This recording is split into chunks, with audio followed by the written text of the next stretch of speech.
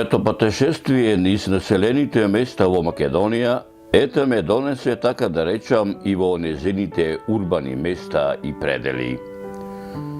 Поточно речено ме донесе и во скопското село Злокујќани, распослано во северозападниот дел на Скопската котлина, на левиот брег на реката Лепенец, на само неколку километри од излезот од оваа река од Качаничката клисура и на само 2-3 километри пред вливот на оваа река во река Вардар, во непосредна близина каде се вкрестуваат патните делници на коридорот 10 и коридорот 8, Скопје Приштина Краљево, Скопје Велес, како и Скопје Тетово Гостивар Кичево Охрид.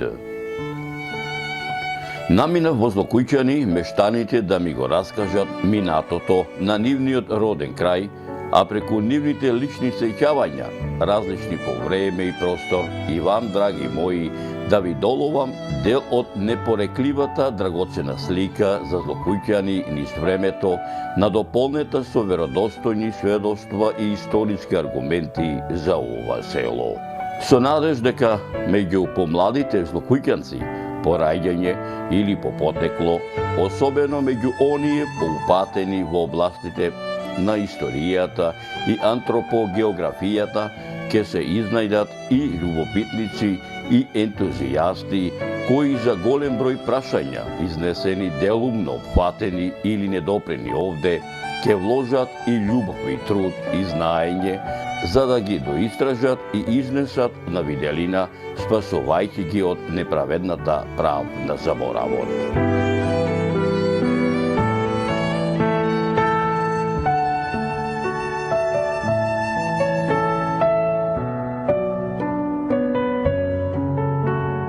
За да дознаам дел од историјата на селото Злокујќани, мештаните од ова село ми предложија малку да прочепкам на југоисточниот дел од селскиот атар, а воедно ме советуваа, приказнава за селото Злокујќани, да ја започнам од археолошкиот локалитет Скупи, од античкиот град Скупи, чие негово постоење е тесно поврзано со нивното село и е нераскинлив дел од него, кое се протега наназад во времето со векови, затоа што, како што ми велеа моите домајќини злокујќанци, за нивното родно село има многу устни преданија, легенди, митови, пишани документи, материјални податоци, археолошки локалитети, со еден збор, каде и да се чепне, каде и да се копне, било кое камче да се фати во рака, било колкава грудка земја да ја стисните меѓу вашите прсти, во себе крие дел од историјата, која овде се гради не со векови, туку со милениуми. Затоа говорат остатоците од античките, ранохристијанските, средновековните градби, од многу тврдени, бедеми, утврдувања, кастели и археолошки локалитети од римско, од доцна античко време, како што е и античкиот град Скупи, кој се наоѓа во непосредна близина на селото Злокујќани, лево од утоката на реката Лепенец во реката Вардар, во подножието на Зајчев рид, ми велеа тие.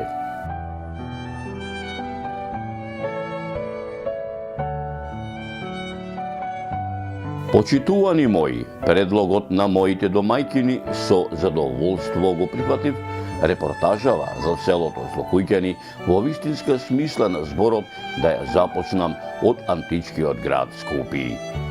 Почитувани мои, приказната за античкиот град Скупи предлагам заеднички да ја проследиме од научен аспект со доктор Марина Ончевска-Тодоровска, кустос, советник во музеот на град Скопје и повеќе годишен истражувач во археолошкиот локалитет Скопје.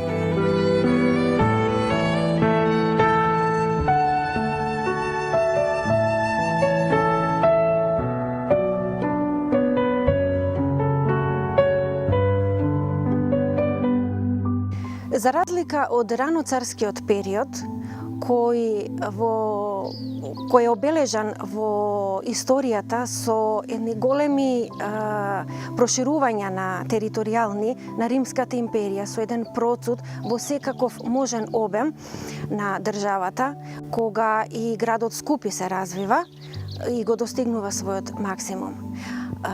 Периодот на доцната антика се карактеризира со сосема поинакви историски случувања. Тие настани го обележуваат периодот, грубо речено, од крајот на 3 век до првите децении, можеме да кажеме, дури до првите децении на 7 век. Тоа е периодот на доцната антика и самиот термин доцна покажува дека се случува полека, но сигурно изумирање на антиката како период и на сите придобивки цивилизацијски кои се створени на земјата со развојот на античкиот период. Главната карактеристика на доцноантичкиот период се големите варварски упади и сите последици кои сите тие грабежи и насилија ги носат во Римската империја се одразуваат нормално во животот на секојдневието на обичниот човек. Така и со градот Скупи. Во првите упади на варварски групи, тоа се добро организирани припадници на источно-германското племе Готи, навлегуваат веќе во втората половина на 3 век. Забележани се во историјата 2 години битни за нивните разорнувања низ Балканот, тоа се 268 и 269 година. Се смета дека и градот Скупи е еден од низата населени места низ Балканот, кои настрадале во голема мера од упадот на готите. Од крајот на 3 век, заради силните разни варварски упади во целиот Балкан, државата треба да се консолидира. Тоа во прв план го прави императорот Диоклецијан, кој со своите големи реформи во разни области од живењето успева да ја консолидира државата, таа да го продолжи својот славен пат. Во рамки на реформите се преиначуваат границите на римските провинции, конкретно овде на Балканот. Се формира провинцијата Дарданија, чиј главен град станува во 4 век Скупи. Границите се менуваат затоа што римјаните увиделе дека големата површина носи големи проблеми со навлегувањето на варварските племиња и затоа ги намалуваат како површина и затоа се зголемува и бројот на провинциите. Со формирањето на Дарданија, Скупи повторно како главен град го доживува својот втор процут. Тоа може да се види и од повеќето истражени големи објекти во самиот град. Во однос на 4 век треба да се спомне дека во тој втор процут на живењето во Римската империја императорот Теодосиј I во 2 наврата го посетува градот Скупи и за време на неговите посети на градот издал 2 царски указа. Посетите ги се забележани дека биле во 379 и 388 година. Тоа е втората половина на 4 век, кога се уште владее убавото живење на населението. На познатата карта географска од тој период, од 4 век, тоа е табула Пойтингеријана, нанесена е локацијата на градот Скупи со вињета, што на тој тип карта го означува главниот град на провинцијата. Констатацијата, сознанието всушност од познатото дело Notitiae Dignitatum, дека во градот Скупи престојувала една воена формација, псевдокомитатенсес, и тоа ни покажува дека градот имал потреба од одбрана. Тоа ќе значи дека зачестиле нападите на варварските племиња, кои генерално на Балканот доаѓаат од североисточната страна, значи од азиските предели. Веќе во крајот на 4 век, повторно низ Балканот се јавуваат групите на добро организираните готски племиња. Овој пат тие заедно со херулите напаѓаат низ целиот Илирик, префектурата Илирик, која го зафаќа целиот дел на овој јужен, централен, источен дел на Балканот.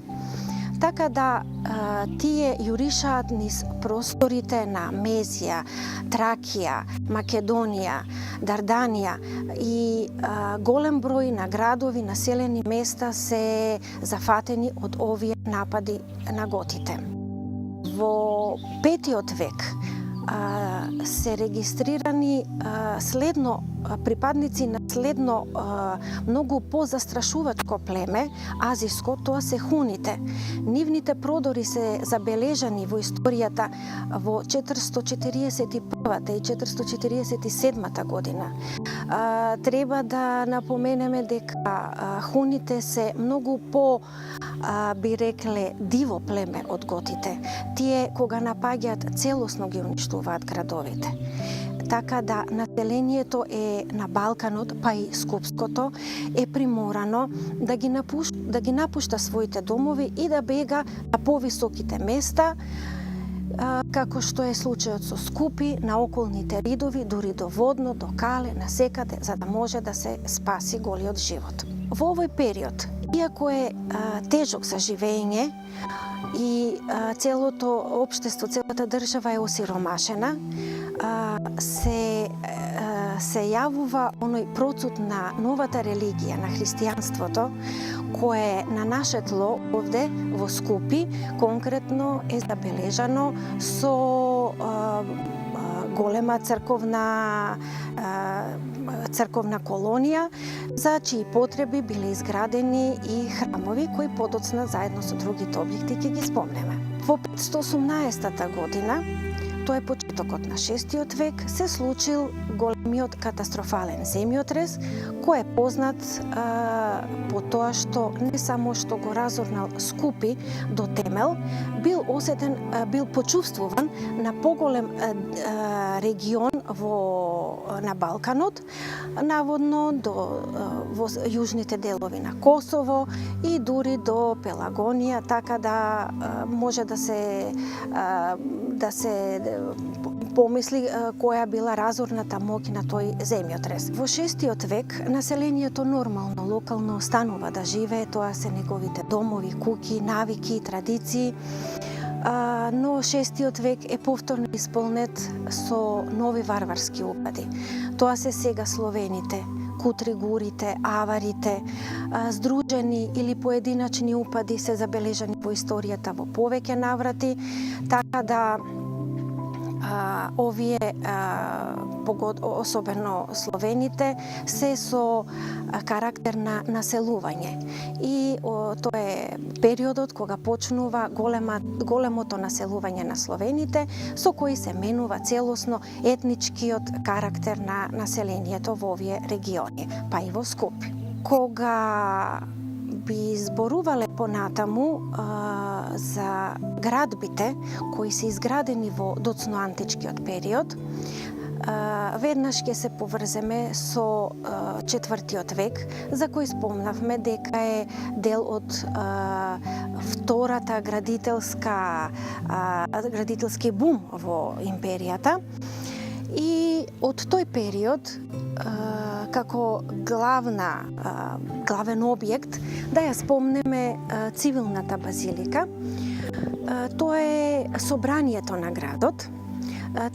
Остатоците од неа, таа не е целосно истражена, бидејќи се уште врз дел од неа се дел од објектите на Старскиот дом Мајка Тереза, кој се наоѓа во непосредна близина на селото Злокуќани. Овој објект е со големи димензии, истражени се некои 30 на метри, дел од 3 корабна базилика, со двојна апсида и карактеристично за овој објект се подовите кои имаат многу убави мозаици. Кога зборуваме за цивилната базилика, рековме дека тоа е собранието, да кажеме дека римјаните имале една голема демократија, условно речено, развиена, така да се избирале припадниците на собранието со јавни гласања и биле избирани редовно членовите од најзначајните, најистакнатите аристократски семејства. Понатаму градот се знае дека имал два градоначалника, два дуумвира. Тоа е особеноста на римското општество, да секој град има 2 до 4 градоначалника, зависно од големината на градот, заштитувајќи се од бојазноста за корупција и за некои во тој смисол настанати работи кои можат да го загрозат живеењето и сигурноста на градот. Меѓу разните други функции во градовите постоеле и едили кои се грижале за водоснабдувањето, за чистотата на градот, за целосната организација во тој смисол, значи за комуналните работи. И во рамки на една од бањите, 2 бањи се истражени во градот Скопје, во рамки на раноцарската бања од 2 век, имаме најдено ин ситу камен споменик на кој текстот испишан на латински зборува токму за еден од едилите на градот кој придонел за формирањето на бањата голема градска и донесувањето на водата до бањата. Понатаму, од 4-тиот, да се вратиме на 4-тиот век, од тој период е и така наречената доцноантичка бања, градска бања, која се наоѓа на главната улица во градот, улицата Кардо Максимус, која има ориентација север-југ, и тоа е во склоп на доцната антика е со помали размери во однос на онаа која се наоѓа од другата страна на улицата, раноцарската бања. Значи, доцно-царската од 4-тиот век има хипокаустен систем за загревање подно кај делот од калдариумот, тоа е топлото бањење, топлата вода е таму, базени за топло бањење и најдени се остатоци и од базен за ладна вода, така да ги задоволувало таа градска бања потребите на населението од крајот на 4-тиот век. Во рамки на овој период, од крајот на 3-тиот век и почетокот на 4-тиот, се пронајдени остатоци од една градска вила, токму во средишниот дел на градот, чии карактеристики се имање на собствено мало купатило, најден е хипокаусниот систем за подно загревање и делови од ѕидни фрески, што зборува за имот за живење на едно богато, веројатно аристократско семејство во градот Скопје. Во периодот на доцната антика, како што одминувале периодите со големите варварски напади, градот добива се повеќе рурален изглед. Се напушта обновата на големите објекти, народот гледа да преживее и затоа сите градби, сите објекти кои се од тој период, 5-ти, 6-ти, дури до почетокот, првите можеби 2 децении од 7-тиот век, констатирани се 2 фази на живење во градот, кај кои повеќе и да не се употребува малтерот како градежно средство, врзивно, туку обични врзувања на делови од тули редени и камења врзувани со кал. Тоа зборува за еден наједноставен начин на живот и движните науди кои ги наоѓаме тука ја покажуваат таа скромност која морало да дојде заради сите историски прилики. Тоа е велам едно обично преживување до првите децении на 7 век, кога веќе замира градот Скупи. Во почетокот на средниот век повторно има живење во градот. Тоа е констатирано само засега на едно мал дел од градот, но тоа се работи кои тек допрва треба во археолошки да бидат проучувани. Во рамки на доцната антика да ги спомнеме и неколкуте објекти кои се делумно истражени во пределот на југоисточниот дел на ивицата од градот, каде што е истражен и дел од Бедемот. Бедемот потекнува, тоа се големи ѕидови, тоа е обзидието на градот. Сите градови во антиката и особено во доцната антика ги имаат тие обзидија заради заштита на градовите, и истражен еден значаен дел од Бедемот на кој се најдени и неколку кули, се во склоп на изгледот на доцната антика. Најдени се и неколку други објекти, делумно истражени, кои покажуваат дека градот се бил раширен и постоел до линијата на самите Бедеми.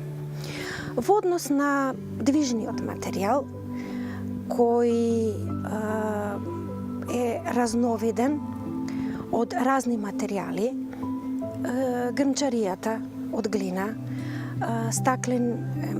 стаклени садови, металот, коскени предмети разни и металот, разни метални предмети за секојдневна употреба, оружја, алатки, потоа и нумизматичкиот материјал влегува во металните предмети, зборуваат за начинот на живот и за високата позиција на Скупи и во доцната антика, не само во раноцарскиот период.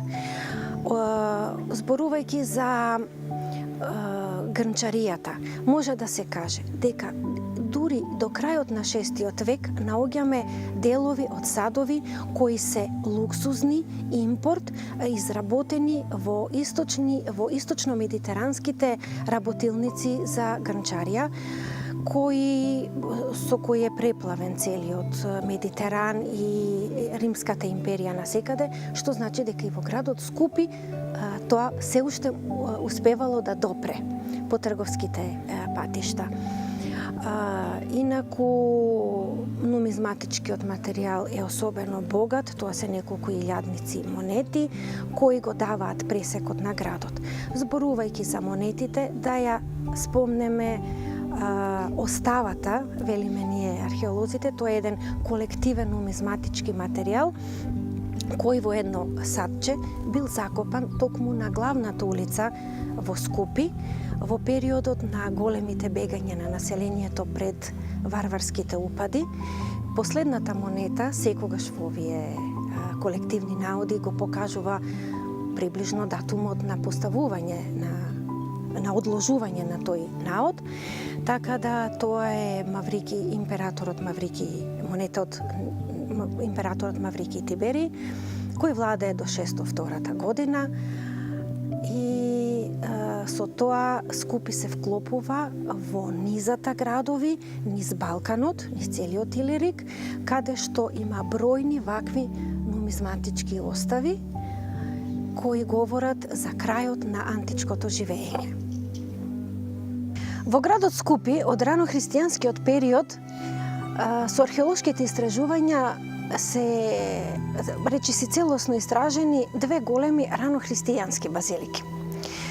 Едната е трикорабна со една апсида полукружна на источната страна и нејзина карактеристика е крстилницата од јужната страна.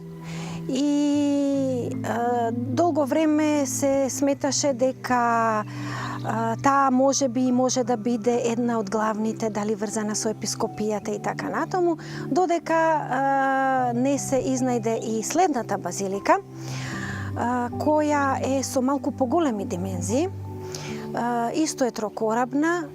Оваа на источната страна има 3 апсиди, од кои централната е полукружна, а двете бочни се полигонални. Тоа е типичен манир во изградбата на ранохристијанските базилики за почетокот на 6 век.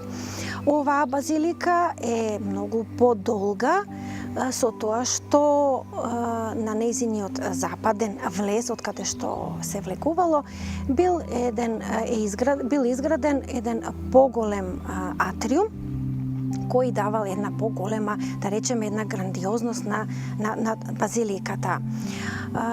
И на двете базилики и во двете базилики немало поставени мозаици, како што ние археолозите секогаш се надеваме дека ќе најдеме нешто полуксузно, но и самото постоење на овие две ранохристијански базилики многу говори за епископското седиште во овој период во градот Скупи. Историјатот на истражувањата на Скупи е доста долг. Самите археолошки истражувања не толку, колку што се сознанијата за постоењето на археолошкиот локалитет на самиот град Скупи. Во 1868 година се јавува историографот Хан, кој спомнува дека во Скопската котлина треба да се побара римскиот град Скупи. Потоа Еванс во 1883 година веќе со еден напредок во искажувањата веќе го лоцира Скупи кај селото Злокуќани во Скопската котлина. А понатаму, кога Скопје и Македонија се дел од некогашното кралство Југославија, во 1935 до 1937 година, како археолог овде во Скупи престојува Никола Вулич, познат југословенски археолог од тој период, и тој е заслужен за првите археолошки истражувања на градот Скупи, имено токму на местото каде што стоиме, на Римскиот театар, тој ги започнува првите истражувања. Понатаму, после Втората светска војна, во 1959-60 година, Дуерендич Миочевиќ ги продолжува истражувањата на Римскиот театар, ги продолжува сознанијата за еден голем театар на тлото на Македонија, и понатаму со формирањето на музеот на град Скопје, кој е имател на археолошкиот локалитет Скупи, почнуваат со формирањето на археолошкиот оддел во музеот, почнуваат систематски континуирани истражувања.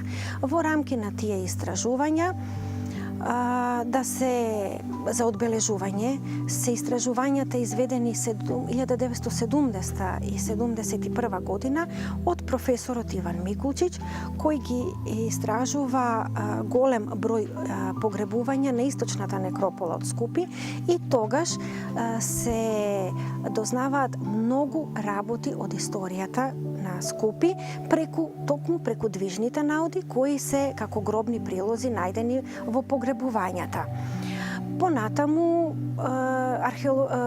музеот на град Скопје ги изведува и ден денес континуирано систематските истражувања. Најзаслужна за почетокот на сите тие истражувања е археологот Душанка Корачевиќ, а потоа Ленче Јованова, Марина Ончевска, Тодоровска ги изведуваат понатамошните истражувања.